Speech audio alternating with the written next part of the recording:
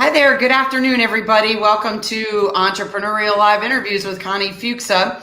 I do the interview series to try to expose you to individuals that have found opportunities and decided to take a chance on that opportunity and make a difference in the world, and something that needed to be done or fixed or changed or a different way of doing things. And today I want to introduce you to a gentleman that I interviewed a couple of months ago. Really interesting information, but there's a different spin to this conversation this time because he's going to share with us that he is going to be able to talk about his opportunity on a much bigger stage and really have some impactful, powerful comments and engagement. So today I want to introduce you again to Mike Wolf. Mike, thanks so much for being with me again. Thank you for having me. Good to see you. Good to see you as well. Super excited. So, Mike, tell us, for those who didn't get a chance to meet you the first time, tell us about you. Who are you, and what exactly is the opportunity or the things that you started doing that you saw needed to be changed? Oh boy, where do I start? Well, I'm most known as a real estate investor. Been doing that for 31 years, and I started off I got into real estate kind of by mistake, but it was a really, really good mistake. But I'm also a grandpa. I'm a world traveler. Of course, COVID put a little bit of a monkey wrench into that. Very nomadic.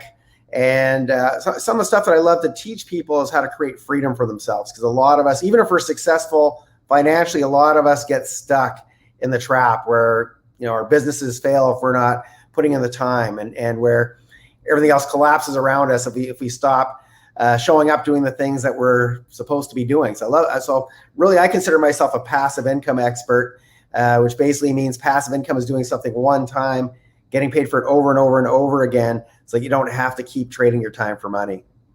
Yeah, very interesting. So talk to us about being an investor, because, we talk to people all the time, and there's so many different levels of the real estate investing world. Tell us what that looks like. And obviously you figured out how to do that where you don't have to keep doing the same thing over and over. So talk to us about that a little bit. Yeah. So, one of the ways to create passive income is exactly what you don't see on TV. So we always see, flip this and flip that, and that's fine. I flip homes too. Nothing wrong with that. But I have a friend who's a very successful real estate flipper.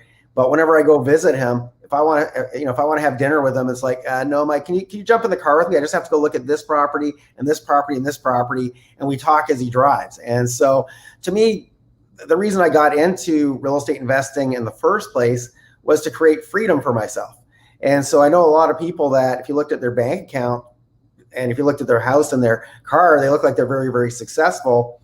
But they have no life, and they'll tell you that. They'll openly tell you that a lot of them are not happy, even though they've got what they thought they wanted, and that was the money. And so for me, you'll never see a TV show called Get Rich Slowly in Real Estate, because it's not very exciting. But the truth of the matter is I created my freedom by collecting rental properties over the years, having other people manage them, so it's not taking up my time. And the money comes in whether I'm on vacation, whether I'm hanging out with my grandkids. I do a lot of volunteer work. The money's coming in while I'm volunteering. And so that's the stuff I love to teach people, is how do you have the money and the money on autopilot? And once you have that money on autopilot and it's coming in kind of automatically, no matter what you're doing, what are the things that you would do differently if you weren't tied to that job and you weren't tied to your business? What would you do differently? And for most people, I think they would try to create, well, at least I'll speak for myself. I changed my currency a while back from chasing money to, chasing happiness and chasing fulfillment. And that's why I became a nomad, because I love sunshine. I'm Canadian. I don't like hanging out in winter in Canada. So I'm a lot happier when I'm in Mexico, which is where I am right now. And I'm a lot happier hanging out with my grandkids than chasing after people for rent money. And I also love, I chase fulfillment, and I get fulfillment by giving back and doing a lot of volunteering, give back projects. And so that's the stuff I love to teach people is how to get that money coming in so they can focus on the things that are important to them. Might not be the things that are important to me, but whatever freedom looks like for you and them, that's what I like to help them achieve. So let's segue into that, because, one of the reasons that we're talking again is we really want to showcase the fact that this is so exciting. You have been invited to do a TED Talk. And so you're going to be doing a TEDx talk. Talk to us about that, because, that's one of those things that a lot of us have listened to, a lot of us have heard, but how exciting is this? Have you ever done this before? And how did you get into it? Well, I've spoken on a lot of stages around the world, and nothing quite of this caliber. So I'm really excited for it, and very honored and humbled that I got asked to do it. Actually, a friend of mine who was also supposed to be speaking on that stage, she kind of mentioned to the organizer, hey, you might want to talk to Mike Wolf. He'd be a really good fit for this. And I got in a conversation. Next thing you know, I was invited to speak in Las Vegas. And then my friend who I'm supposed to share the stage with, her family vetoed her traveling on an airplane to go to Vegas. So she's not going to be there, but I'm still going to be there. So I'm very excited, because I love to share what I've learned and what's worked for me over the years. And, especially right now during these COVID times, I see a lot of people really struggling with money. I mean, it's come to the forefront. People's businesses are shutting down, and people are losing their jobs, and it's very, very sad. And so this is a year where I'm really, taking, normally, as you know, I travel full time, and this year I'm not. I'm still in nice places, but I'm not bouncing around as much. And so I'm using the newfound bandwidth and extra time in my schedule that I normally don't have to, try to educate people. So I think the universe sometimes works in really awesome ways. And, if there's ever a time where I should be on the TEDx stage, it's right now. So I'm glad that this opportunity presented itself. So tell us a little bit. Yeah, that's super exciting. I mean, I can't even imagine, even with as you said, the speaking experience that you have, this is just at a whole different level. It's really exciting. So tell us a little bit about what you are going to talk about, and how that evolves and plays into what you do on a regular basis as well. Yeah, well, what I'm going to be talking about is kind of my personal story and how I got to where I am now, how I got this freedom, because it certainly didn't start off that way. And when I was younger, I always thought, okay, I'll get the big house and the fancy car, and I'll once I have some cash in the bank, my life is going to be so amazing. That's what I thought. And then I actually achieved that at a relatively young age, and I had all that stuff. I had all the toys, all the things that the media and all my friends and my family thought, or at least taught me, that would make me happy. And I got there, and it's like, okay, well, what else is there? Because I'm not really any happier. I've got the nice house, and my friends are jealous, but I feel like there's something missing inside. And so I was actually, I always had, my mother got divorced when I was 2. And so she raised me to be a really good provider, because my dad's a deadbeat. My dad's a deadbeat dad, never sent any money. I never really knew him for the most part. And so she raised me, Mike, you're the guy. You've got to go and work hard and support the family. And so I always had that in my mind. I got to work hard, work hard, work hard. And I took that to the point where I became a workaholic. If we had this conversation 15 years ago, I would be driving in the car doing this interview. I'd be like my buddy, doing this from the car, driving around from place to place. And so luckily, I'm now a reformed workaholic, and I learned how to switch from workaholic to playaholic. And so during the TED Talk, I'm going to talk, really predominantly about how I made that switch, and how other people can do that too. Other people can put that in their lives. And I know a lot of people are saying, oh, well, of course you had money, so it was easy for you. Well, when I started as a real estate investor, I started off with nothing, like less than nothing. When people come to me and say, Mike, I'd love to start in real estate, but I have no money. It's like when I first started 31 years ago, I had all these student loans. My net worth was actually negative 25,000. And so I say, you have no money? You are so lucky. When I started, I was aspiring to get to no money. So I love to teach people how they can get started from wherever they are, and how they can, none of this is get rich quick. None of this is going to happen instantaneously. But if you start putting the right things into play, and it doesn't even have to be just within real estate, by the way. I teach how you can turn your business on autopilot, whatever that business is. And so that's what it's all about. It's creating a lifestyle of freedom. It's about happiness and fulfillment, and doing the things that really matter. I don't think any of us were born to be workaholics. I don't think that's why was our mission when we were put on this planet. And I think we're here to, we have gifts, and we need to get those gifts into the world.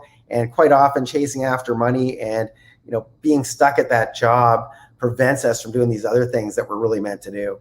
Yeah, that is so powerful, because you're absolutely right. I mean, you went through a really tough, the tough situation time, and found all of what you thought to be the freedom and the wealth and all of the pieces that everybody seems to think that they need, and realize that's not at all what you wanted. And so I can't imagine how exciting this is going to be, just to even to know that you're going to be able to share that freedom that you found in being able to travel. And I have to say, I am a little jealous that you're in Mexico. Well, come on down. It's actually amazing. And there's not very many tourists, so I feel safer here than I did back home by far, actually. Well, that's phenomenal.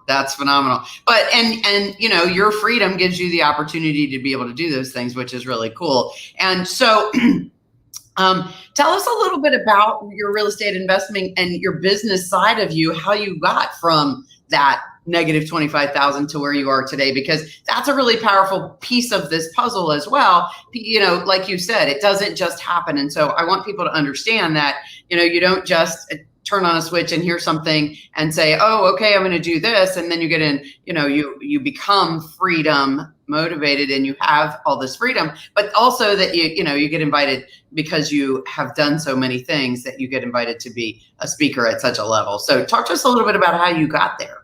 Yeah, well, it all started with a buddy of mine moving from Canada to Las Vegas. And so I'd go and visit him frequently because I had a free place to stay. And it's like, Las Vegas. So I go there for the weekend quite often. And I noticed that the prices of the homes kept going up like really, really quickly. And I'm going, man, like, why am I doing real estate in Canada? This seems so much easier.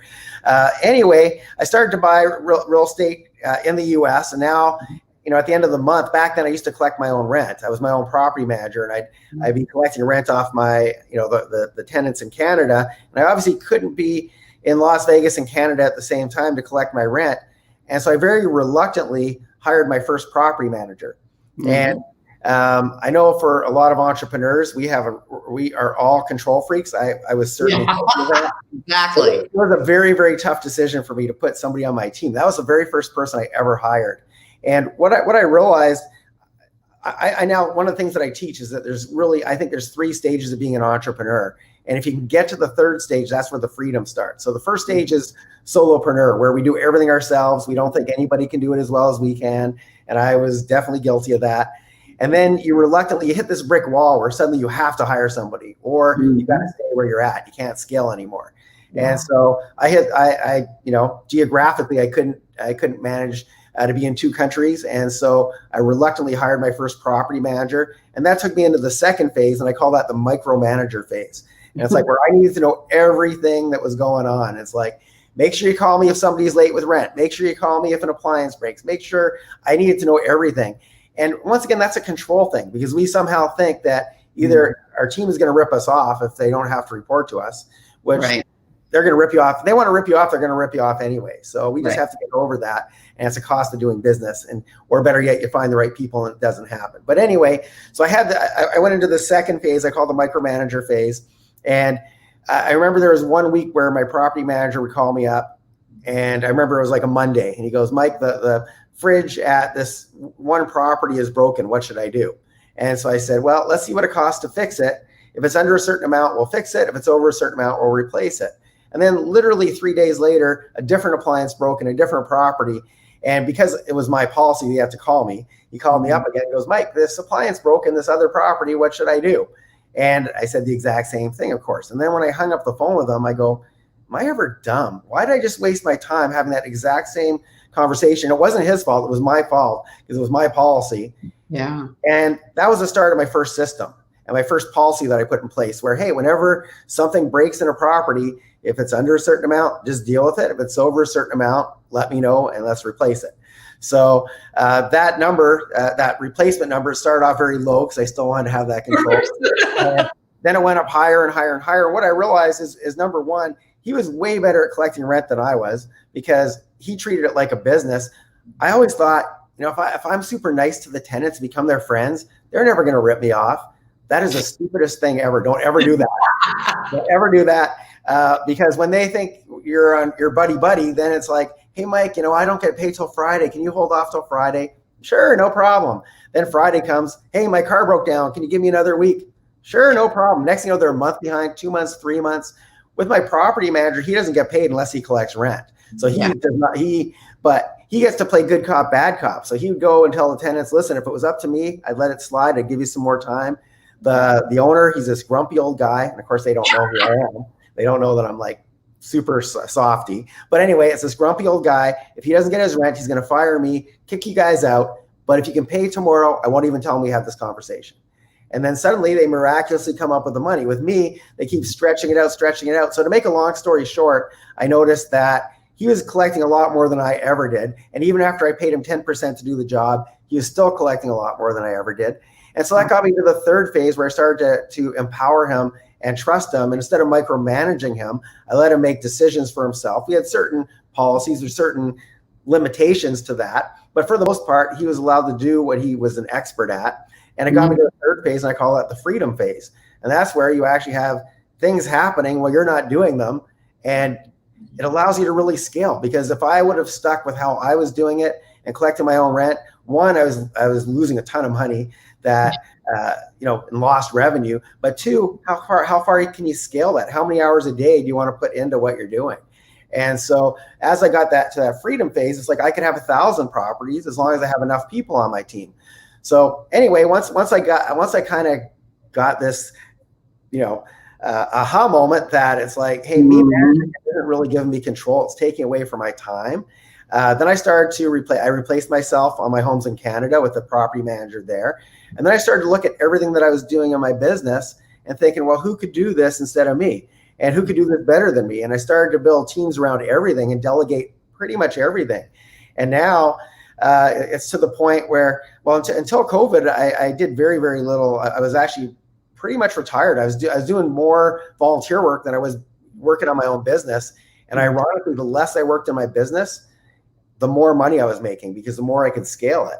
And so that's the stuff I love to teach people. But then on top of that, you want to start buying, rental properties when you get to that point where you can do that. And I know not everybody's at the point immediately where you can do that sort of thing, but you can buy and flip real estate, for example, with very little or no money. There's ways to do that.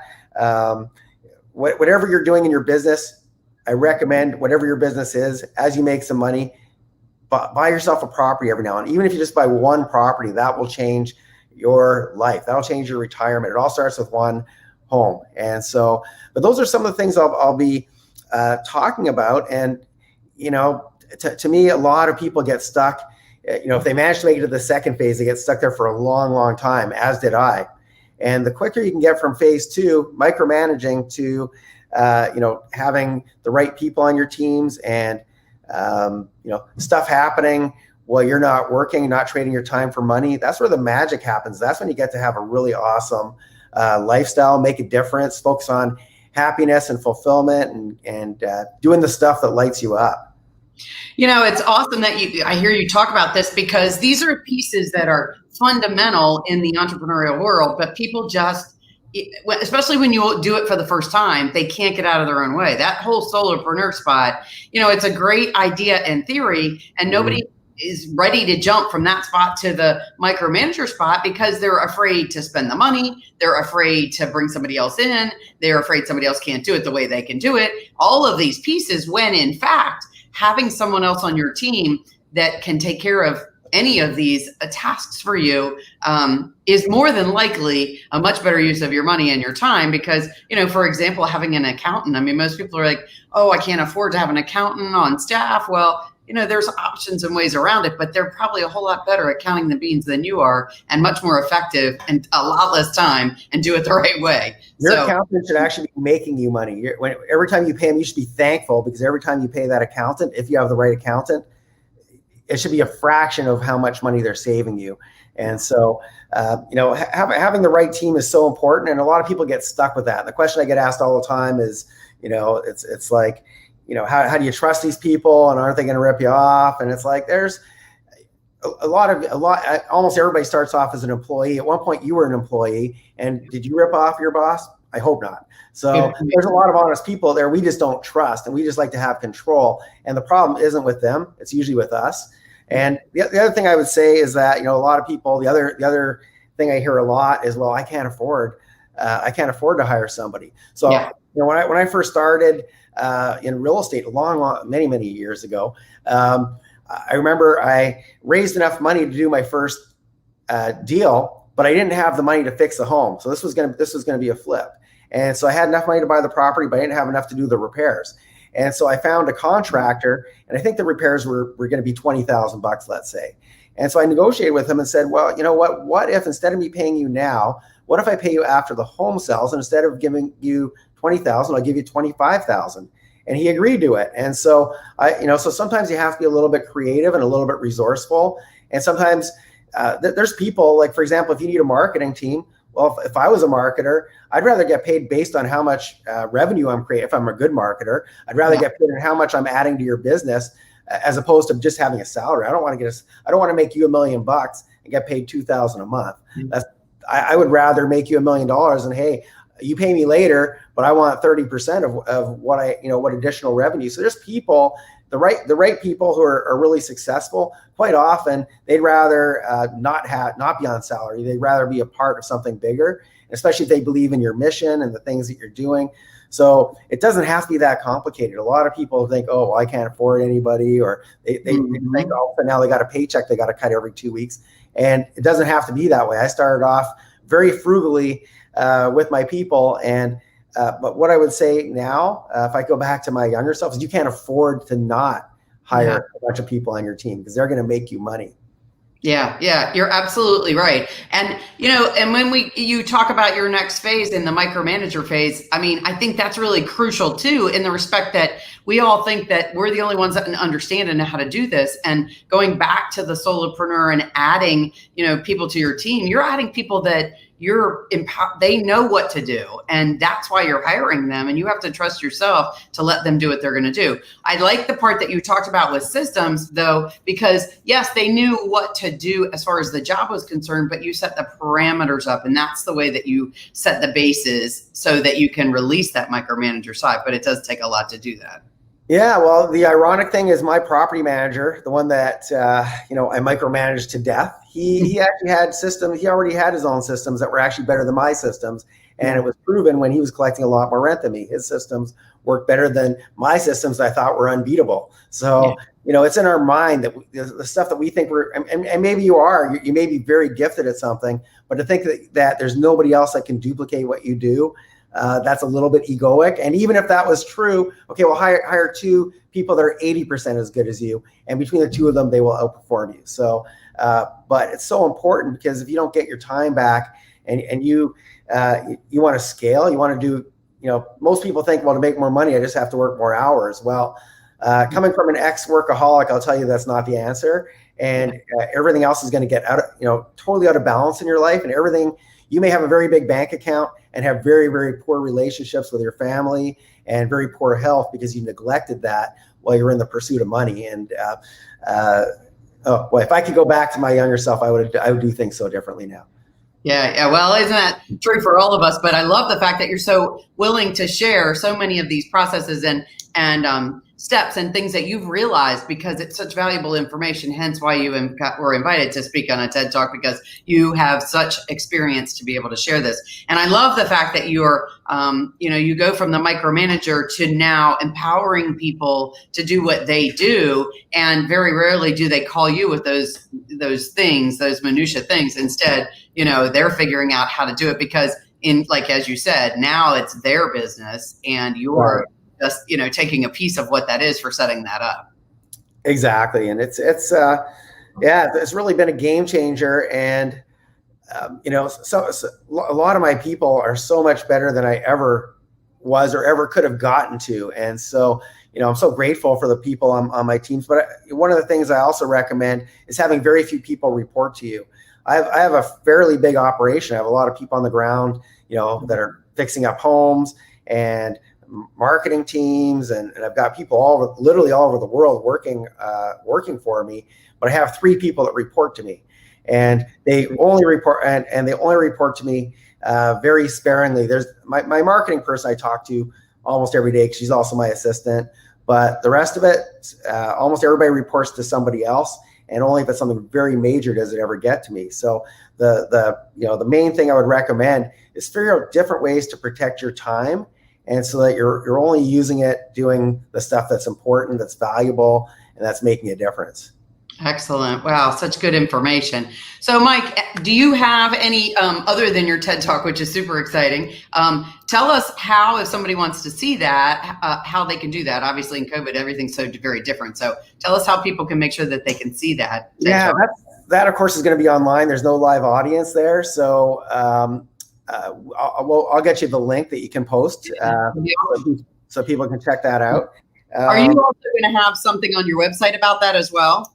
Yeah, once I get access to it, I'm going to post it on my YouTube channel, which is at Mike Wolf. If you Google YouTube and Mike Wolf Mastery, you'll find it there.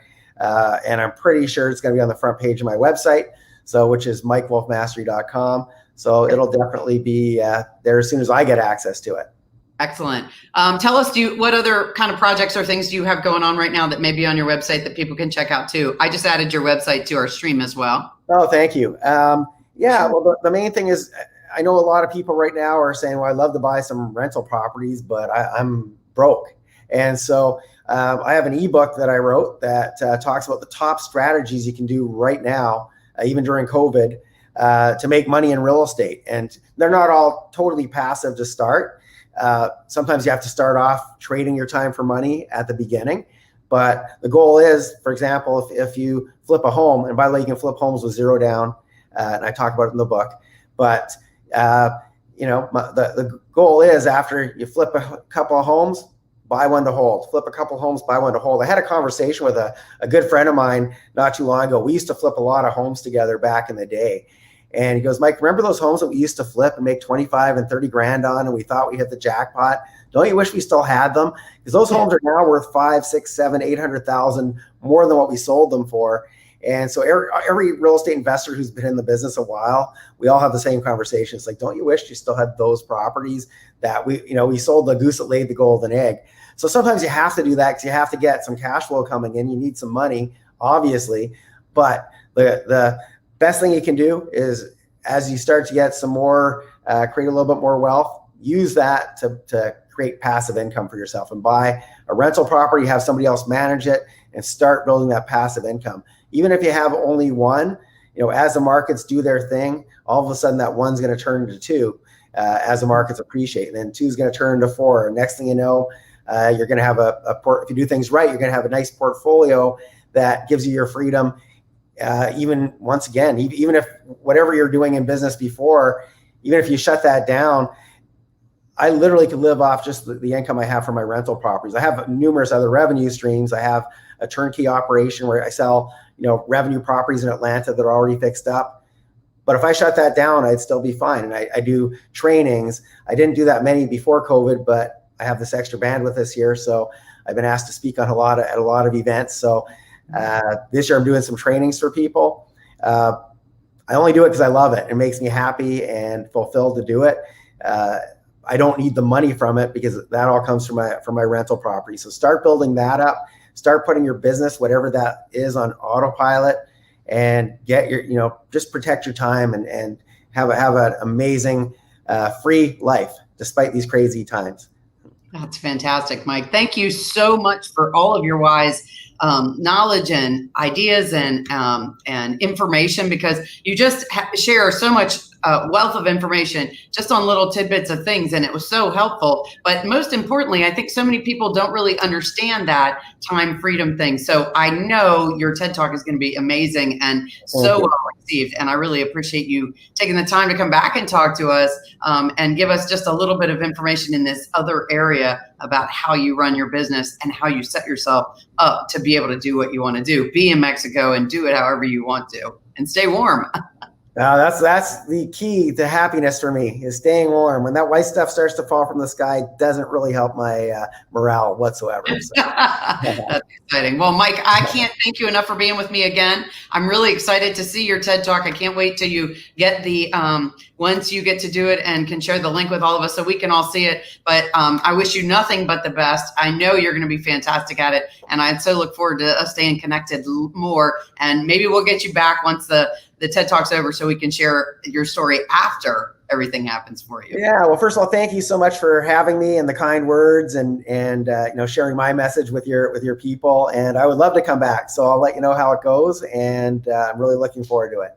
100%. All right. Well, you enjoy Mexico. I know you're going to be going to Las Vegas in a very short period of time to take care of that. We're going to be looking forward to that. And I'll see you again soon. Thanks so much again for your time.